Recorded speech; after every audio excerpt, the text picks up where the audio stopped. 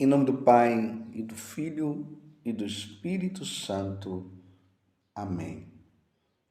Naquele tempo, Jesus disse aos discípulos: um homem rico tinha um administrador que foi acusado de esbanjar os seus bens. Ele o chamou e lhe disse: que é isto que ouço a teu respeito? Presta contas da tua administração, pois já não podes mais administrar meus bens. O administrador então começou a refletir: o Senhor vai me tirar a administração. O que vou fazer? Para cavar, não tenho forças. De mendigar, tenho vergonha. Já sei o que fazer. Para que alguém me receba em sua casa quando eu for afastado da administração. Então ele chamou cada um dos que estavam devendo ao seu patrão e perguntou primeiro: quanto deves ao meu patrão? Ele respondeu: 100 barris de óleo. O administrador disse: pega a tua conta, senta-te depressa e escreve 50. Depois ele perguntou a outro: e tu, quanto deves?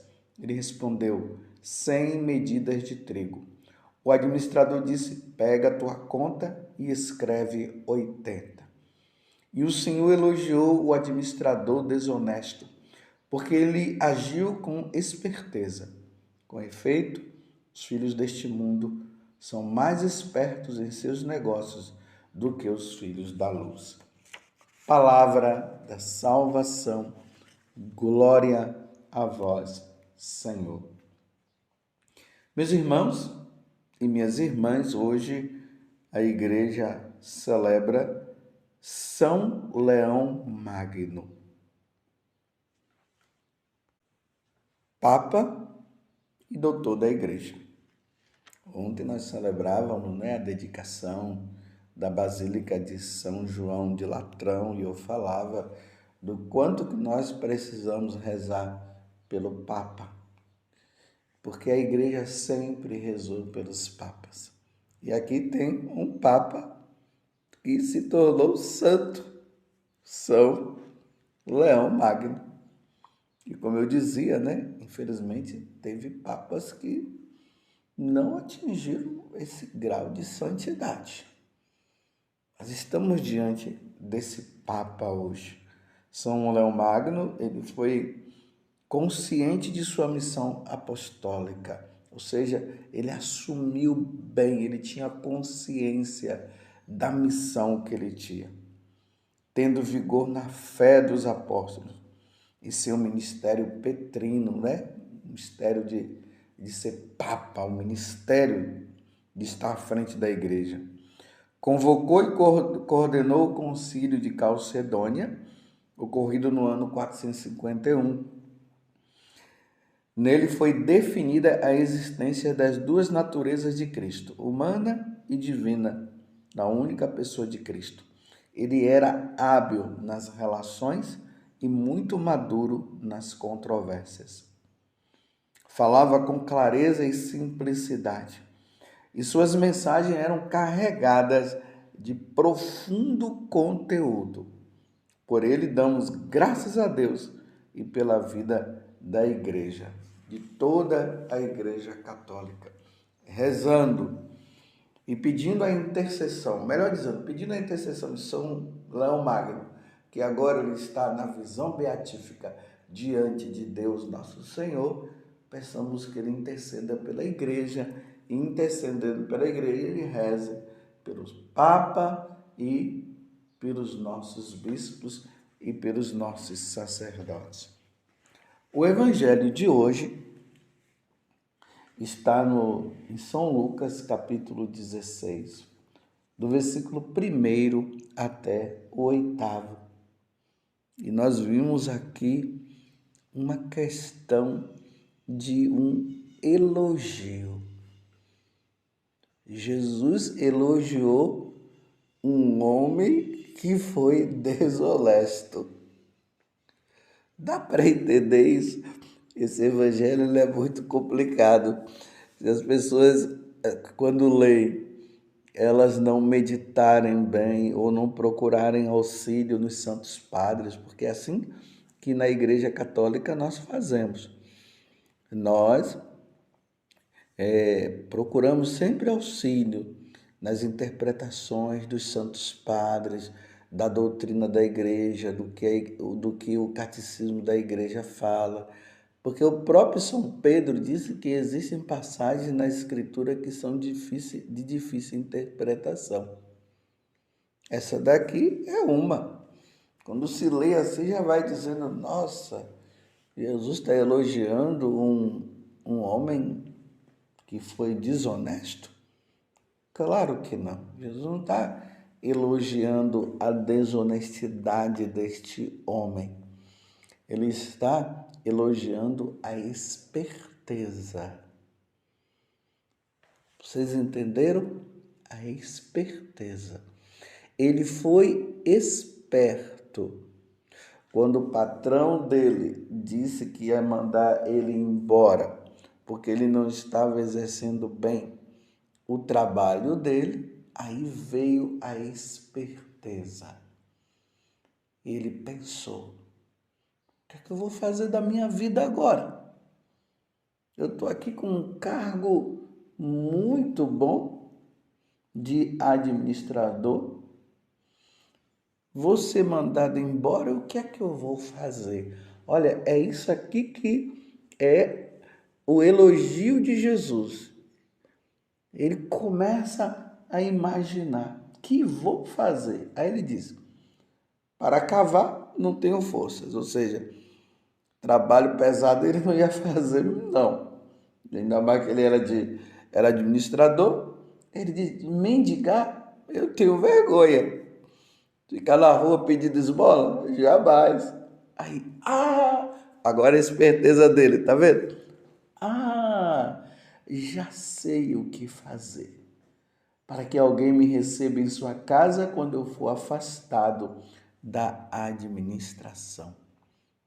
E aí o resto do evangelho, ele vai chamando um, vai chamando outro, e aqueles que estavam com dívida altas, ele diminuiu e tal, para que as pessoas pudessem, no momento em que ele fosse mandado embora, essas pessoas pudessem ajudá-lo. Tá vendo a esperteza dele? E aí Jesus dá uma na nossa cabeça. Aí no final Jesus diz assim, e o Senhor elogiou o administrador desonesto porque ele agiu com esperteza. Com efeito, agora veja o que, é que Jesus fala. Os filhos deste mundo são mais espertos em seus negócios do que os filhos da luz. Estão entendendo, meus irmãos? Que coisa! Meu rosto se cora de vergonha. Porque era para nosso Senhor elogiar a todos nós que somos batizados, nós que somos de Jesus, nós que somos católicos. Era para Jesus dizer assim, os filhos da luz, os seguidores, os meus seguidores, eles são mais espertos do que os que estão nas trevas. Não, ele falou o contrário. Os que estão nas trevas são mais espertos. Porque eles fazem de tudo para viver neste mundo. Eles fazem de tudo para viver os prazeres que o mundo oferece. Eles fazem de tudo.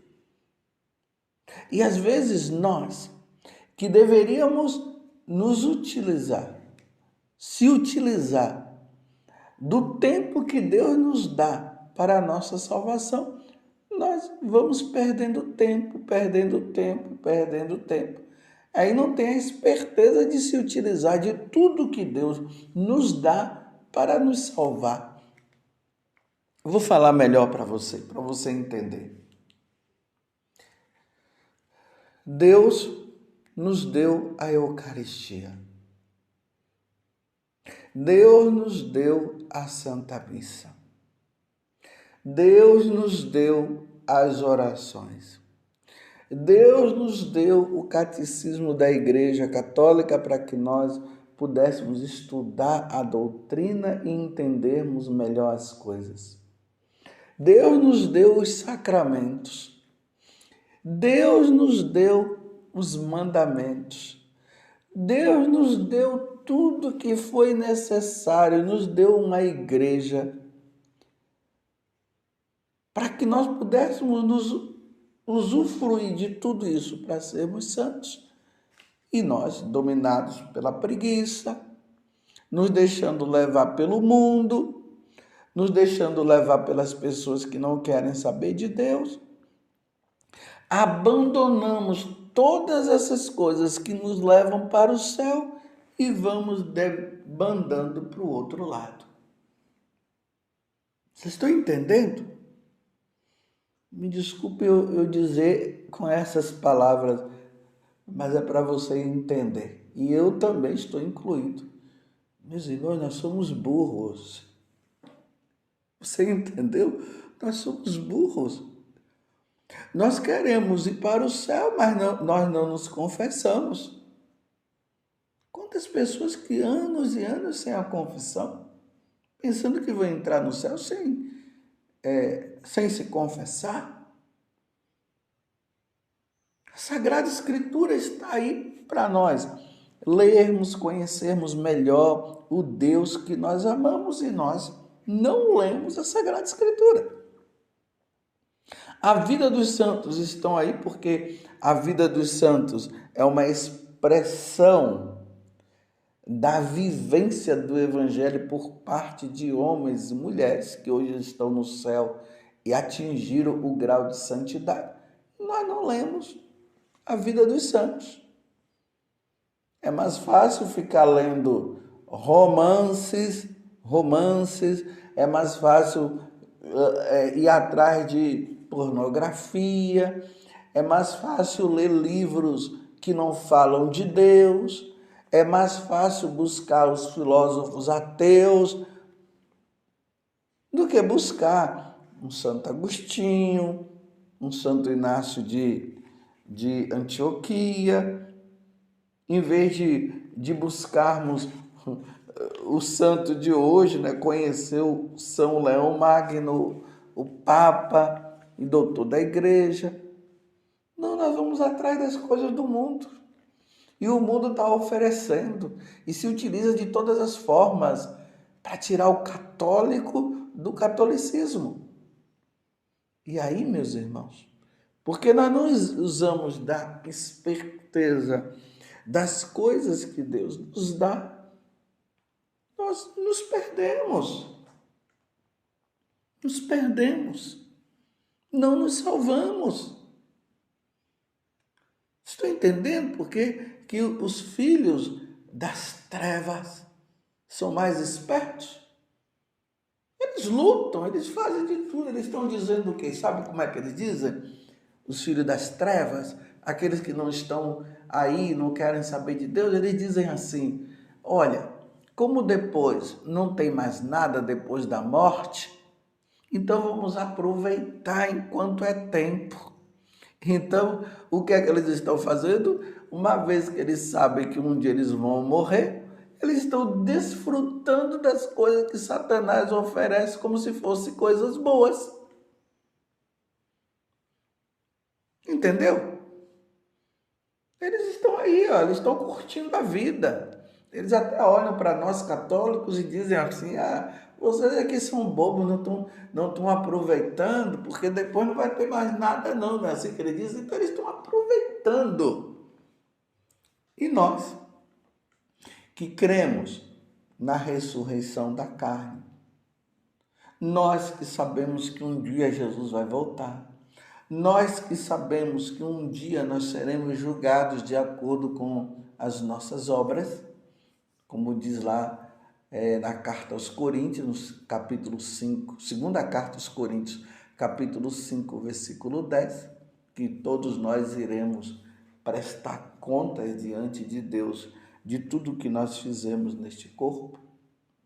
Nós que sabemos que existe o céu, o inferno e o purgatório, e nós precisamos lutar e pedir a graça de Deus para que nós possamos conquistar a vida eterna, nós estamos como bobos entrando na onda dos outros e dizendo, não, no final todo mundo vai se salvar. Olha, não acredite nisso não, viu?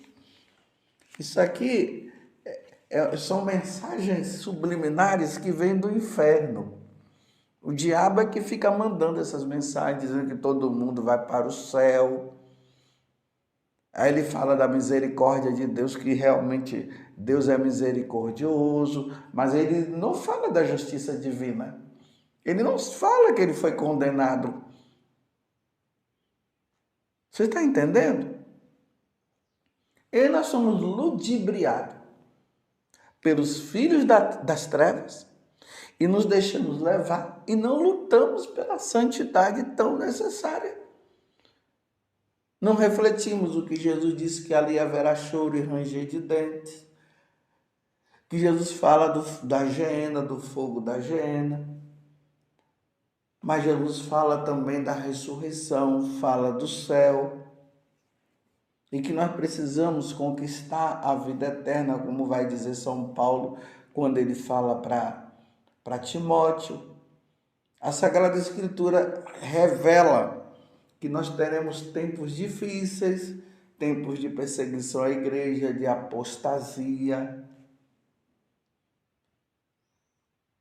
E nós vemos tudo isso, ouvimos tudo isso, e em vez de lutarmos pela nossa santidade, em vez de lutarmos para ganharmos o céu, não, nós vivemos dizendo que nós somos católicos, mas vivendo uma vida de pagão.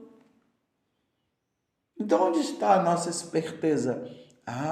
Uma vez que um dia eu terei que prestar contas a Deus dos meus atos, uma vez que eu preciso amar a Deus sobre todas as coisas, uma vez que eu preciso participar bem do sacrifício da missa todos os domingos e eu não posso faltar.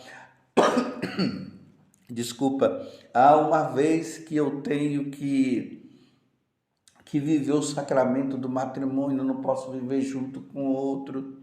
Há uma vez que eu preciso viver a santidade necessária. Há uma vez que eu preciso viver a honestidade. Há uma vez que eu não posso viver na corrupção. Há uma vez que eu preciso me amar como Deus me criou.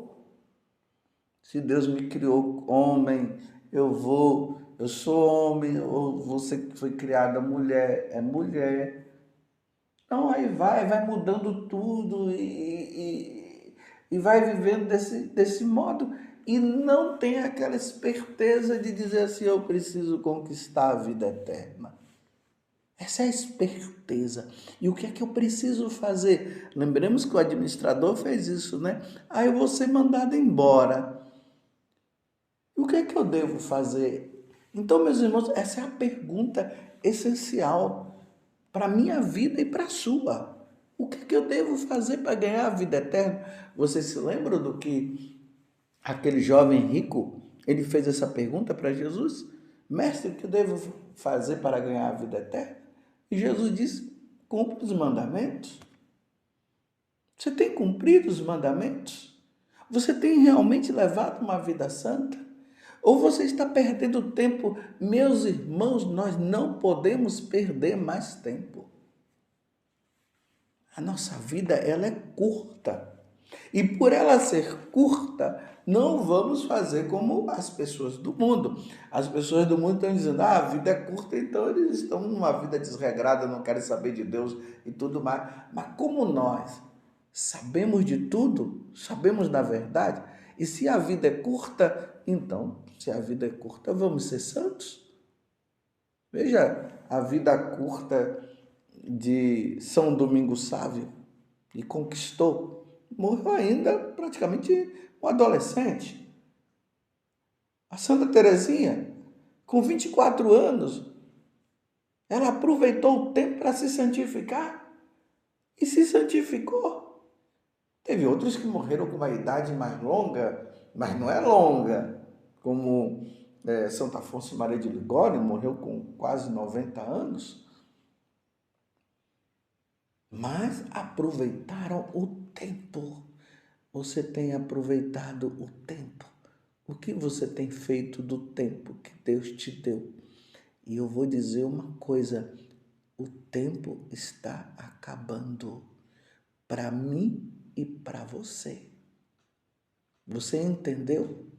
E se o tempo está acabando para mim e para você, o que você tem feito do seu tempo? Padre José Augusto, o que você tem feito do seu tempo?